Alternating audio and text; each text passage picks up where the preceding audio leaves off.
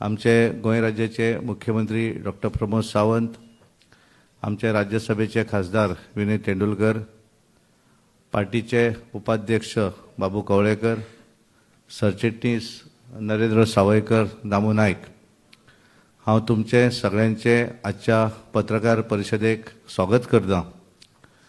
आणि आजची पत्रकार परिषद मुद्दम आमचे केंद्रातले मंत्री, महाराष्ट्रातले आदले मुख्यमंत्री काल आणि आज असे 2 दीस ते गोंया भितर आसात आणि काल आणि आज तांच्यांनी वेगवेगळे मिटिंग्स कार्यक्रमूय केले आणि ताका लागून हांव तांकां विनंती करता की प्रेस कॉन्फरन्साक तांच्यांनी एड्रेस करचे। का डायरेक्ट करू हे हवं का?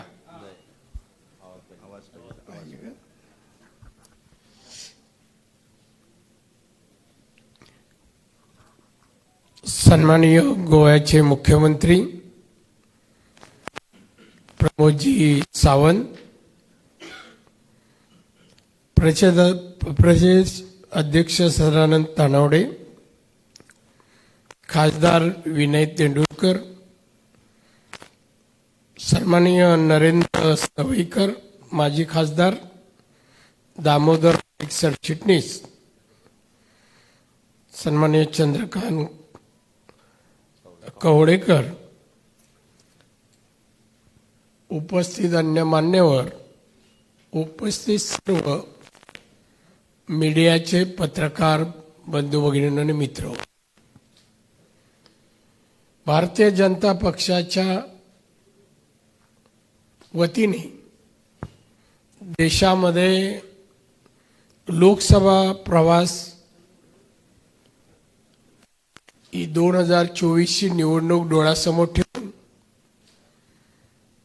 हा कार्यक्रम राबवत असताना मी केंद्रीय मंत्री म्हणून माझी नियुक्ती 2 लोकसभा मतदारसंघात झालेली आहे।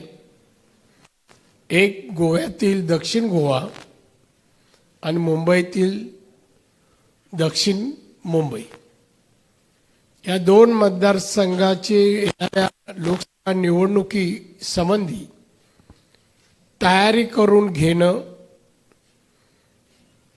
पुढच्या निवडणुकीत दोन्ही ठिकाणी भारतीय जनता पक्षाचे खासदार निवडून येणं आणणं यासाठी माझी नेमणूक झालेली आहे। त्यानुसार मी काल गोव्यात आलो। या विषयासंबंधी किंवा या कार्यक्रमासंबंधी पहिलीच भेट माझी आहे। मी 24 पर्यंत वारंवार या कामासाठी या कार्यक्रमासाठी वारंवार येत राहणार। काल आल्यानंतर सन्माननीय मुख्यमंत्री प्रमोदजी सावंत यांनाही भेटलो। प्रदेश अध्यक्ष सन्माननीय तानवडेजी हे कालपासूनच माझ्यासोबत आहेत, खासदार माझ्यासोबत आहेत, सन्माननीय सावयकर पण माझ्यासोबत आहेत आणि आम्ही काही बैठका, काही सभा, आमदार आणि प्रमुख कार्यकर्ते यांच्याही बैठका आम्ही घेतल्या। आमचे मीडियाचे प्रतिनिधी यांनाही आम्ही भेटलो आणि सगळ्यांशी चर्चा केल्यानंतर 2024च्या लोकसभेची दक्षिण गोव्याची जागा भाजप जिंकण्याजोगी परिस्थिती निर्माण करण्यासाठी आम्ही नियोजन करतो, प्लॅनिंग करतो। हे प्लॅनिंग करून मताधिक्य वाढवणं, आमचे 9+2 3 खासदार तर 9 आणि 3 12 ना 11 ना 9 आणि 2 3 आहेत का? 9 आणि 3 12 आमदार तर आमच्या हक्काचे आहेत। म्हणजे 20 पैकी 12 आमदार तसं पाहिलं तर आम्हाला ही सीट मिळालाच पाहिजे। जेमतेम 10,000च्या फरकाने मागची सीट आमचा पराभव झाला आहे। त्याचं आमच्यासमोर मोठं टार्गेट नाही आहे, तरी पण लढाईत आणि राजकारणात कुठली गोष्ट इझी घ्यायची नसते। त्याप्रमाणे आम्ही गांभीर्याने ही निवडणुकीकडे पाहत आहोत आणि तशा प्रकारे नियोजन करून प्रत्येक गावात, प्रत्येक ग्रामपंचायतीच्या विभागात, नगर आपले ग्रामपंचायतीच्या तसेच जिल्हा परिषदेच्या विभागात आणि आमदारकीच्या विभागात मतं कशी वाढवता येतील या दृष्टीने प्रयत्न करतो. ही मतं वाढवणं म्हणजे आम्ही एक कोणता मार्ग स्वीकारणार, तो विधायक असेल, सामाजिक असेल, विकासात्मक असेल. आणि माननीय मोदी साहेब देशाचे पंतप्रधान यांनी गेल्या 8 वर्षामध्ये जी कामं केली आहेत, कोरोनाच्या काळात जी कामं केली आहेत, देशातील जनतेला कोरोनापासून वाचवण्याचं जे काम केलं, गोरगरिबांना औषधं पुरवण्यासाठी जे काम केलं, तसंच अन्नधान्य 80 कोटी जनतेला मोफत अन्न पुरवठा पण माननीय मोदी साहेबांनी सुरू केल्या. अनेक योजना आहेत, जवळपास 10 योजना अशा आहेत की जनतेच्या निगडीत आहेत. आणि हे काम कार्य मोदी साहेबांचं जागतिक पातळीवर भारताची प्रतिमा उज्ज्वल करण्यासाठी, भारत महासत्तेकडे वाटचाल करतो याची जाणीव करून देण्यासाठी, आत्मनिर्भर भारत बनवण्यासाठी मोदींचं सरकार, आम्ही सर्व जे काम करतो आहे ते आम्ही लोकांपर्यंत पोहोचवण्याचं काम या माध्यमातून करणार आहोत. आणि या कामात तुमचंही सर्वांचं सहकार्य लागणार आहे. आणि म्हणून आम्ही वेगवेगळ्या मार्गाने काम करत असताना, आम्ही गोव्याची ही खासदारची निवडणूक लढवत असताना गोव्याचे आमचे माननीय मुख्यमंत्री आणि त्याचप्रमाणे त्यांची सर्व साथी आणि सरकार जे पायाभूत सुविधापासून, पर्यटनापासून विविध क्षेत्रात जे काम करताय त्याचाही मताधिक्य वाढवायला आम्हाला उपयोग होणार आहे. आणि ते खरं म्हणजे ते त्यांच्याच कामात आम्ही मदत करायसाठी आलेलो आहोत. ते त्यांचंच काम आहे सीट डोळे निवडून आणून देणं पक्षाला. आणि म्हणून त्यांना सहकार्य म्हणून, योगदान म्हणून मी त्यांच्या जोडीला पक्षाने मला पाठवलं आहे. आणि एकंदरीत ही जागा काही झालं तरी भारतीय जनता पक्ष 100% जिंकणार, ही शाश्वती मी आज तुम्हाला देतो, गोव्याच्या जनतेला देतो. हा देश, हा गोवा किंवा अन्य राज्य उत्तमरित्या सुरक्षितता आणि इन्फ्रास्ट्रक्चर म्हणजे पायाभूत सुविधा सुखी जनता करण्याचं काम या देशात भारतीय जनता पक्षच करू शकतो. आणि म्हणून जनतेने आतापर्यंत अनेक अनुभव पाहिलेत, काँग्रेसही सरकार पाहिली, त्यांचा अनुभव आणि मोदी साहेबांच्या 8 वर्षाचा अनुभव पाहता भविष्यात भारतीय जनता पक्ष केंद्रात, राज्यात सर्वत्र दिसेल. आणि म्हणूनच जनतेने भारतीय जनता पक्षाच्या पाठीमागे खंबीर उभं राहावं, कार्यकर्त्यांनी त्यांच्यापर्यंत जावं, आपली पक्षाची धैर्य, धोरण, भूमिका आणि मोदींचं कार्य केंद्र सरकारचं लोकांपर्यंत पोचवावं. आणि या सर्व गोष्टी कार्यकर्ते आणि जनतेपर्यंत पोचवण्यासाठी मी इथे आलोय. मी कालनी आज सभा केल्या आणि भविष्यातही करणार आहे. ही माझी सुरुवात आहे. आणि मी तुम्हाला सांगतो, ज्या शेवटच्या दिवशी, निवडणुकीच्या दिवशी मी इथून परत जाईन, तेव्हा गोव्याच्या 2 जागा आम्ही जिंकलेल्या असतील. हा विजय घेऊन परत जायचा मी निर्धार केला आहे. तुमचा आशीर्वाद, वडीलधारी काय पत्रकार असतील तर, आणि बाकीच्यांचं सहकार्य, योगदान मिळेल आम्हाला सर्वांना अशी अपेक्षा करतोय. आणि तुम्ही तुमची प्रश्नाची सुरुवात करावी ही विनंती करतोय. एकच आहे. अच्छा.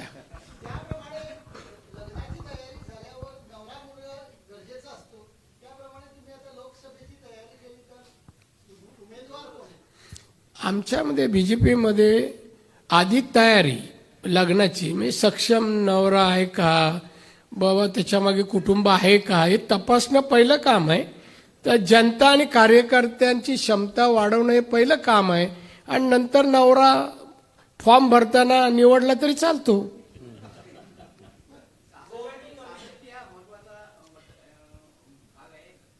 काय काय म्हणले? साऊथ गोवा मधला सालसेत तालुका हा महत्वाचा तालुका आहे. हा, तुम्ही रणनीती हा शब्द वापरला, प्रचार यंत्रणा विचारलं. रणनीती सांगायची नसते, गोपनीय ठेवायची असते.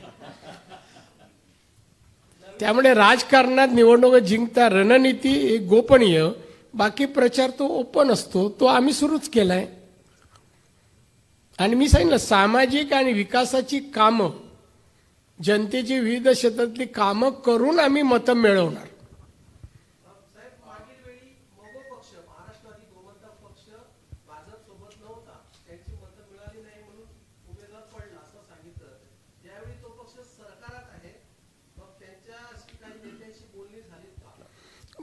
हे बघा, सरकारमध्ये आहे याचा अर्थ सोबत आहेत. त्यामुळे काय प्रश्नच नाही ना, सोबत राहणार ते आणि आम्ही त्यांना टिकवणार.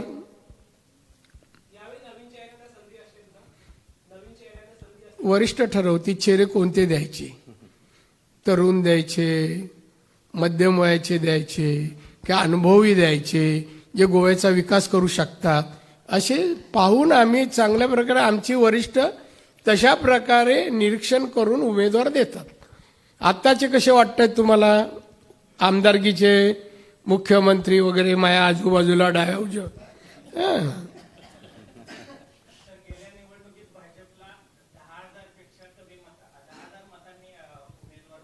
9,597 काहीतरी मतांनी कमी पडली. आमदार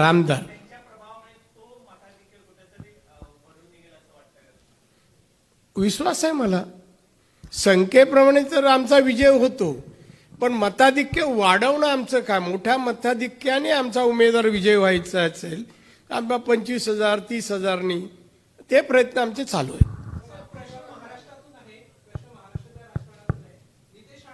गोव्याचे संपलं का?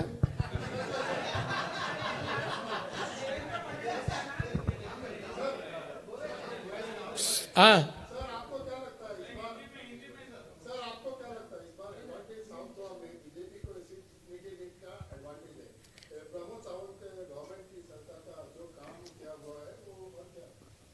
देखिए, मुझे भारतीय जनता पार्टी ने यहाँ भेजा है. प्रवासी योजना आने वाले सांसद चुनाव के लिए जो होने वाले 2024 को, उस चुनाव में हमारे मैक्सिमम 400 के ऊपर सांसद चुन के आनी चाहिए, ऐसे हमारे पार्टी के वरिष्ठ लोग की नीति है. ऐसे उन्होंने निर्धार किया है. तो उस वजह से हमें यहाँ भेजा है दक्षिण गोवा के लिए और साउथ बॉम्बे मुंबई के लिए.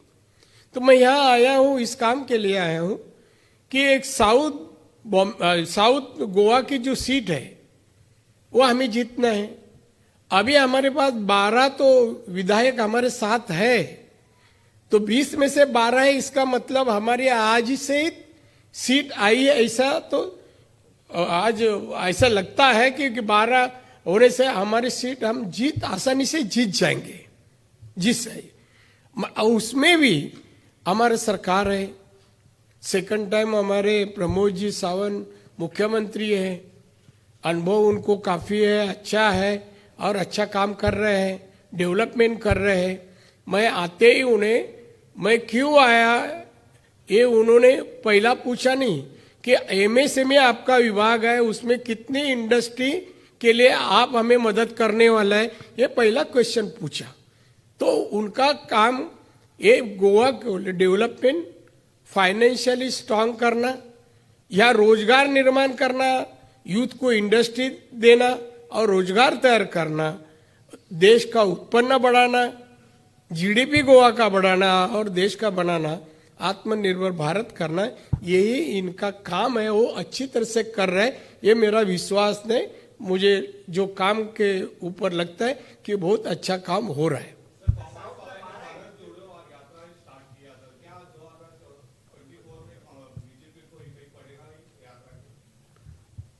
यात्रा का इफेक्ट तो पॉजिटिव होगा. इफेक्ट पॉजिटिव होगा। हम जो भी योजना शुरू करते, कार्यक्रम शुरू करते, आंदोलन शुरू करते, वो सफलता के लिए करते और सफलता पाते हैं।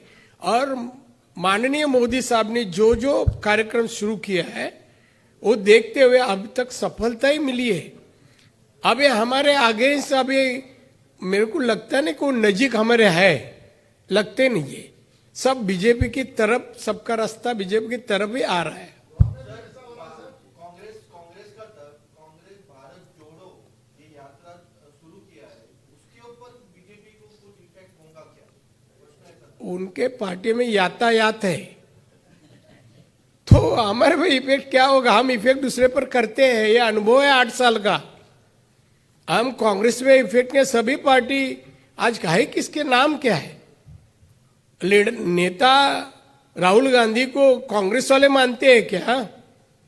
दिल्ली में क्या स्थिति है उनकी? तो कांग्रेस अभी बची नहीं है, बचेंगी नहीं। कितने भी ऐसे इस तरह के आंदोलन किए और भी मोर्चा निकाला और कुछ भी निकाला तो कुछ फर्क पड़ने वाला नहीं, बीजेपी पे असर पड़ने वाला है नहीं।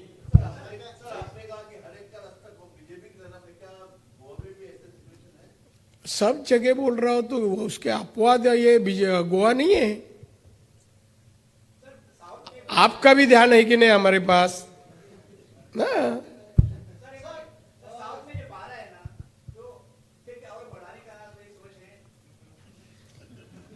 मोदी जी के नेतृत्व में देश में हर राज्य में कई चीजें ऑटोमेटिक होती है, हमें प्रयास करना नहीं पड़ता है। प्रयास आसान हमारा मोदी जो प्रयास हम करने की आवश्यकता नहीं है, मोदी साहब के नाम से हो जाता है। हाँ, गोवा में टाइम लगता है मगर इफेक्टिव हो जाता है जो भी काम। हाँ, वो ना हमारे वरिष्ठ करेंगे, हमारा काम नहीं है। हमारा कैंडिडेट चुन के आने की परिस्थिति तैयार करना हमारा काम है। कैंडिडेट देना, कौन सा देना, वो वरिष्ठ करते हैं।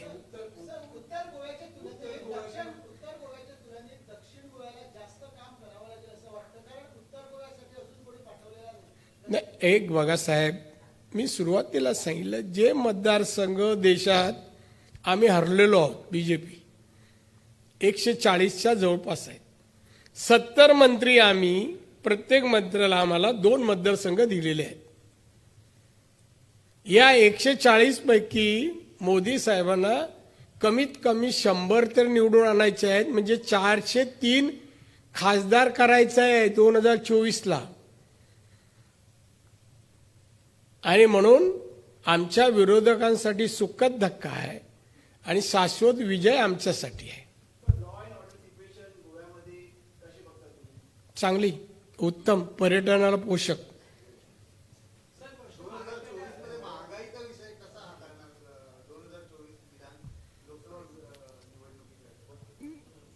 हे बघा, महागाईवर देशातील जनतेला वेगळ्याकडे श्रीमंत, मध्यमवर्गीय, गरीब या सर्वांना महागाईची झळ जास्त पोचू नये यासाठी केंद्र सरकार प्रयत्न करते। काही गोष्टी पेट्रोल, डिझेल हे आपण आयात करतो, ते आपल्या हातात नाही आहेत ना, आयात करतो। आणि मुख्य असल्यामुळे पण या ठिकाणी सांगतो तुम्हाला, आणि हे बाहेरून घ्यावं लागत असल्यामुळे ते त्यांचे भाव वाढत आहेत आणि त्यामुळे काही प्रमाणात महागाई वेगवेगळे ह्याच्यामध्ये पेट्रोल डिझेल भाव वाढल्यामुळे वेगवेगळ्या क्षेत्रात ते भाव वाढले जातात। पण 24 पर्यंत आम्ही समतोल परिस्थिती निर्माण करण्याचा प्रयत्न करू।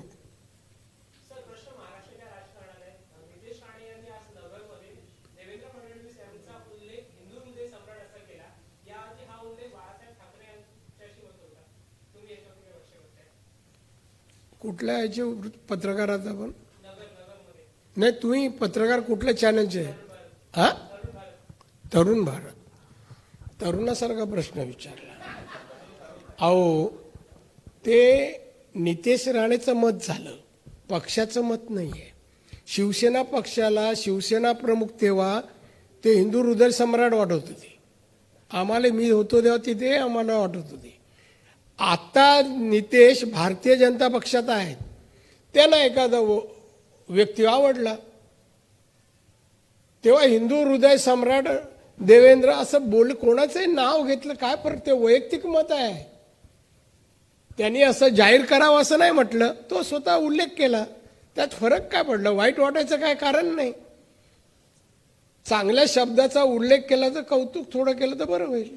बरोबर ना?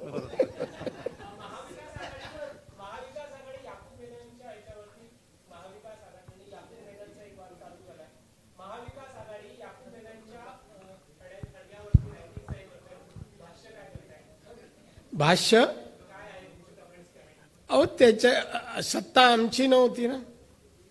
उद्धवजी ठाकरे, माननीय शरद पवार आणि काँग्रेस यांची सत्ता, आणि त्यांच्या काळामध्ये त्या कबरेवर एक तर ते बनवलं व्यवस्थित, त्याला रोषणाई केली, चारी बाजूने लाईट वगैरे सोडले.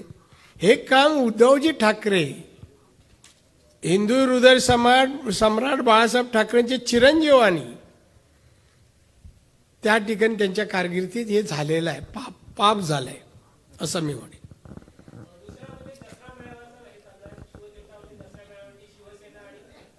मला एक समाधान वाटतंय, पत्रकार परिषद झाली आणि 20 मिनिटांमध्ये गोव्याचे प्रश्न संपले, याचा अर्थ गोव्याचे मुख्यमंत्री अतिशय चांगलं काम करतायत असा त्याचा अर्थ होतोय.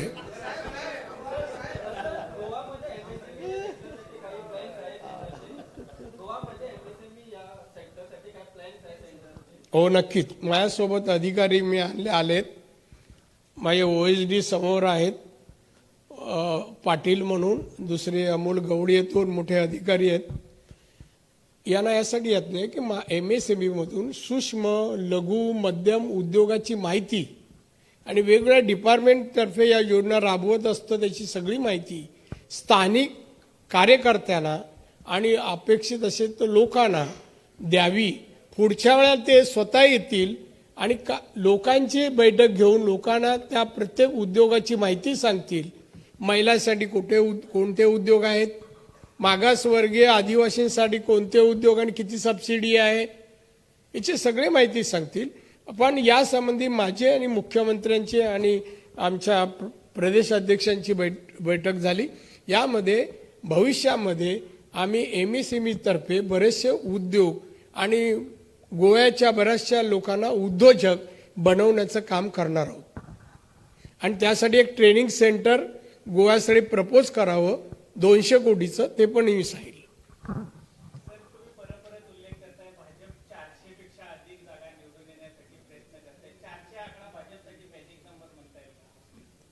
हा 411 मला कळलं तुमचा प्रश्न साहेब. महत्वाकांक्षी असणं चूक आहे का बरोबर आहे, असलं पाहिजे ना. आम्ही महत्वाकांक्षी लोक आहोत, हे मार्गदर्शन आम्हाला माननीय मोदी साहेबांनी केलेलं आहे. मोदी साहेब आत्ताच म्हणजे पुढे 2 वर्ष असतानाच त्यांनी सांगितलं, आता आम्ही 303 मिळवले, अजून 100 मिळूया. कार्यकर्त्यांना कामाला लावलं पाहिजे. केलेलं काम 8 वर्षात जे काम केलं मोदी साहेबांनी, त्या श्रेयापोटी 100 जागा वाढाव्यात असं त्यांना वाटतं, म्हणून आम्हाला कामाला लावलंय.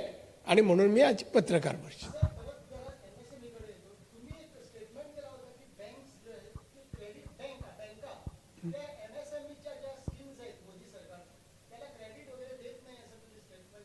नाही मी कधी केलं नाही, माझे स्टेटमेंट स्मरणात आहे आणि स्मरणशक्ती फार चांगली आहे माझी.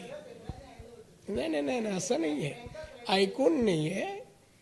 जे प्रोजेक्ट पास होतात त्यांना बँका, समजा एका बँकेमध्ये 1000 अर्ज आले, इथलीच कुठली जी तुमची ब्रँच तर पणजी आहे, 1000 अर्ज आले, एक बँक 1000 अर्जांना कर्ज देऊ शकत नाही, ते काही रिजेक्ट करतात. मग रिजेक्टची संख्या वाढते, ती कमी व्हायला पाहिजे. या दृष्टीने बँकेला काय आदेश जाणं आवश्यक आहे का, कोटा त्यांचा वाढवला पाहिजे, अपग्रेडेशन करायला पाहिजे, या दृष्टीने मी ते म्हणालो होतो.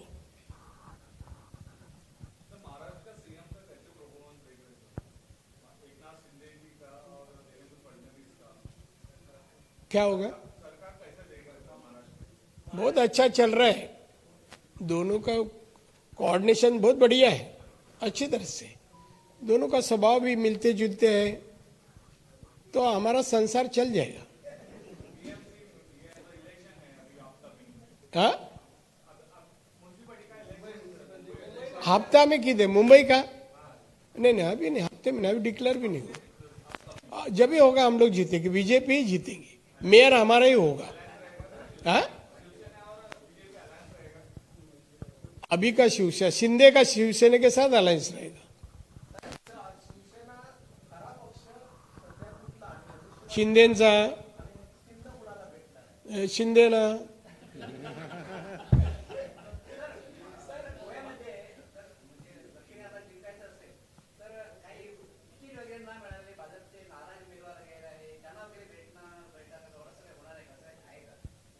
काय कळलं नाही तुम्ही काय अपेक्षित आहे?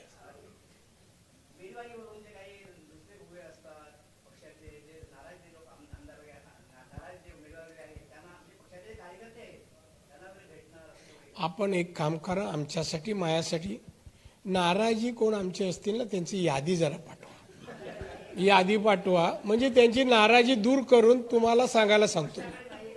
आमच्याकडे नाराजी नाही बरं, एवढे चेहरे आमचे सगळ्यांचे बघा उल्हासित आहोत, आम्ही आनंदी आहोत, तुम्ही ओळखलं पाहिजे हे सगळं। तुला बाबा का वाटतं रे असं?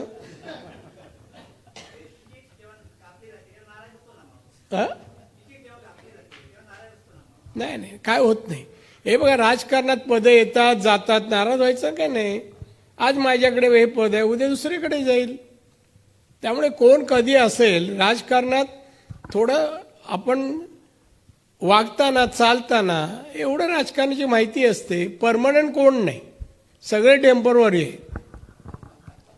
पत्रकार मात्र परमनंट असतात नोकरीवर पण आजकाल चॅनलवाले परमनंट करतच नाही। हा, एवढं कच्चं समजू नका हो। 50 वर्षापेक्षा जास्त काळ मला राजकारणात झालंय। नाही, बातमी नाही, बातमी तुम्ही बातमी शोधता, तुम्ही बातमी दिली नाही तर मी समजेन बातमी देण्यात तुम्ही कमजोर आहे।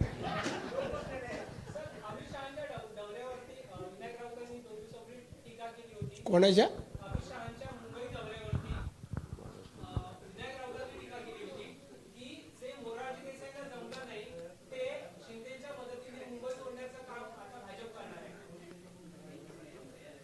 एक तर विनायक राऊतना विषय कळत नाही आणि विनायक राऊतच्या कुठल्याही भाष्याला मला वाटतं मी उत्तर देऊ नये, हा प्रश्न पण असू शकत नाही। माननीय अमित शाह जे आले ते पक्षाच्या कामासाठी आले, येणाऱ्या महानगर निवडणुकीचं मार्गदर्शन करायला आले, मुंबई तोडायला नाही। आणि कोणीही भाजप प्रयत्न करणार, आम्ही कुठे आहोत? भाजपमध्ये आहोत। कधी आमच्या डोक्यात तरी विचार आला? यांच्या डोक्यात काय येतो? आता काय राहिलं नाहीये, तळाला पोचलेत सगळे, आता तळात शोधतायत। आणि आता विनायक राऊत बोलायला लागला शिवसेनेच्या वतीने, म्हणजे शिवसेनेची अधोगती किती झाली। बाळा, ते नाच सोड 4 शब्दाचा।